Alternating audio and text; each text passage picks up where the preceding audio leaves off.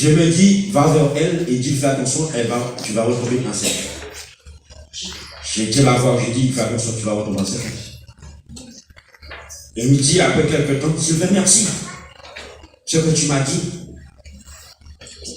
Et le même année, le garçon l'a quitté.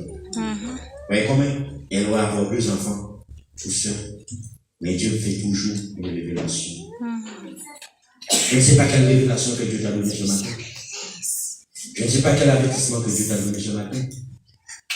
Je ne sais pas comment que l'Esprit de Dieu t'a dirigé. Mais seulement, quand tu ouvres à nous à cœur, il y a des choses que tu dois les écouter.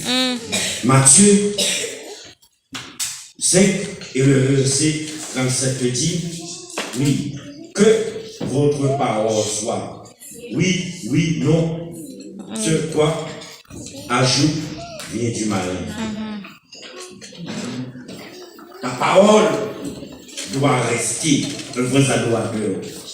La parole que tu as envoyée sur la surface de l'eau, oui, va retourner au jour contre toi.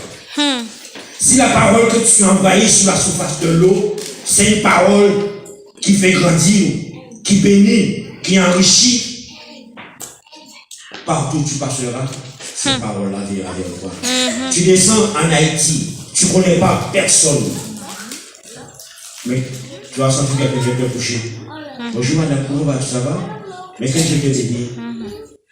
Et pendant qu'elle parle avec toi, mais tu ressens quelque chose que tu avais fait à la métropole.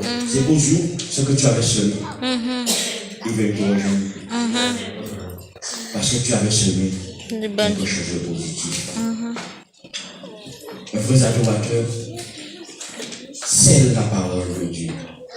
Face à les difficultés, face à la calomnie dans ce jour-là, ne rejette pas, ne regrette pas. Mais restons.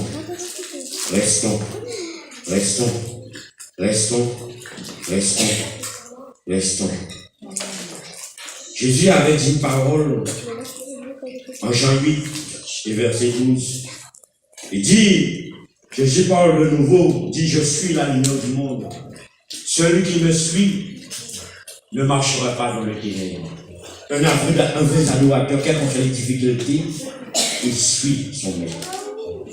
Il suit. Demain, le patron peut-être du jeu que licencié. Le patron a parlé de sa bouche. Il a le droit de parler. Il a le droit de dire ce qu'il veut dire dans ta bouche. Mais seule chose que le Seigneur t'a pas encore révélé, que tu vas quitter ce patron-là. Alors qu'est-ce que tu vas faire? Tu vas rouler avec ce patron-là. Et si tu te bats avec ce patron-là, mais tu as une excuse qui te met dehors. Est-ce que tu l'as pas dit? Il l'a dit. Mais moi, je ne le fais pas. C'est une seule chose que je suis ta parole. Je suis ton enfant.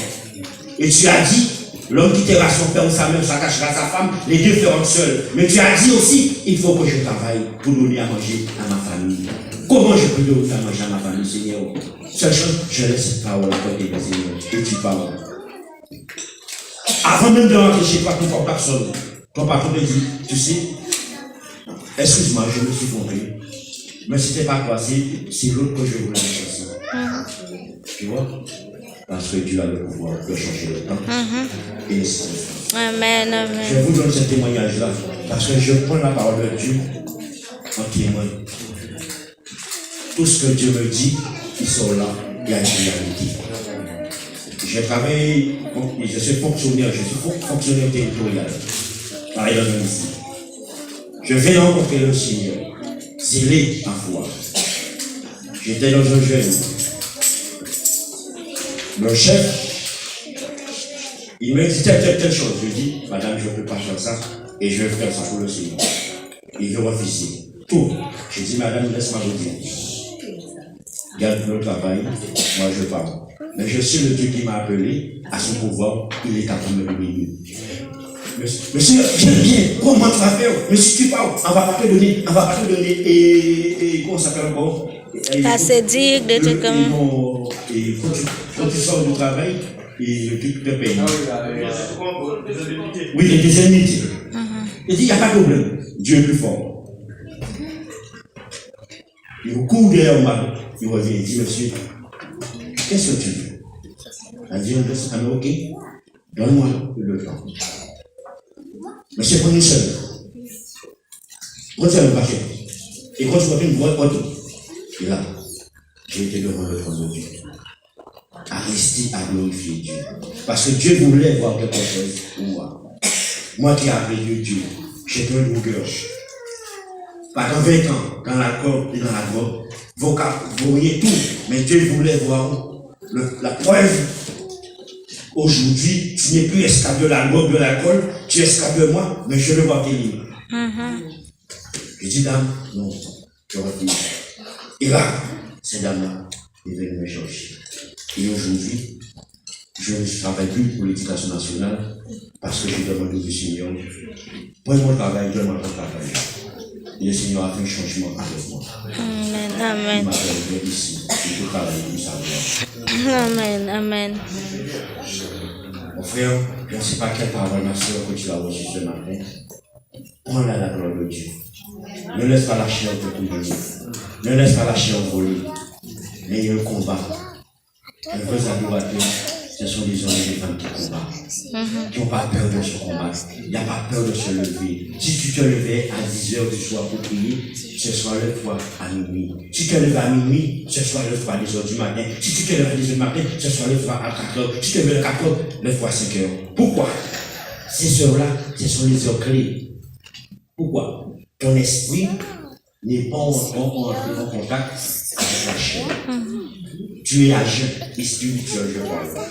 Parce que ton esprit, quand tu réveilles le matin, d'habitude, qu'est-ce que c'est la première chose que tu fais? Quand il réveille, j'ai faim. J'allais faire ça. Avant d'aller prier, j'allais faire ça. Il m'est déjà pensé pour toi. Parce que c'est l'habitude. Mais quand tu te réveilles agent et spirituel, il n'y a rien. Cette chose, la prière.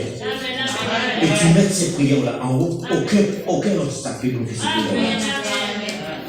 Amen. Mais quand tu vas pas agir, mais par exemple tu vas être en retard. Le métro va partir, le train va partir, il va être en embouteillage sur la route. Beaucoup, tu vas prier, mais très peu va monter la route. Mais agir spirituel, qu'est-ce qui va se passer? Tu es mon père.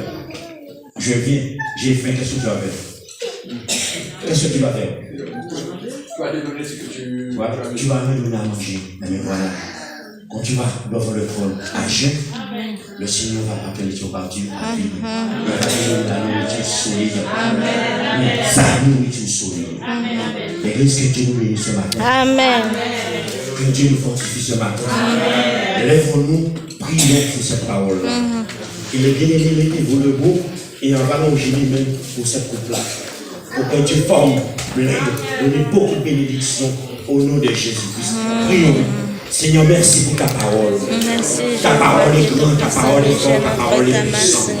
Je bénis ton nom parce que tu es grand, Seigneur Dieu. Tu as parlé pour moi-même, Seigneur Dieu.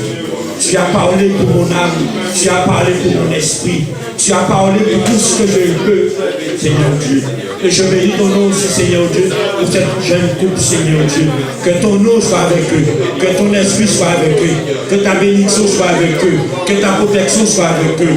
Au nom de Jésus-Christ de Nazareth. Bénis l'église, Seigneur Dieu. Fortifie l'église, Seigneur Dieu. En grâce au nom de Jésus-Christ de Nazareth. À lui la gloire, à lui l'honneur, à lui la puissance, à lui la force, à lui la sagesse, à lui l'intelligence. Au nom de Jésus-Christ. Oui. Et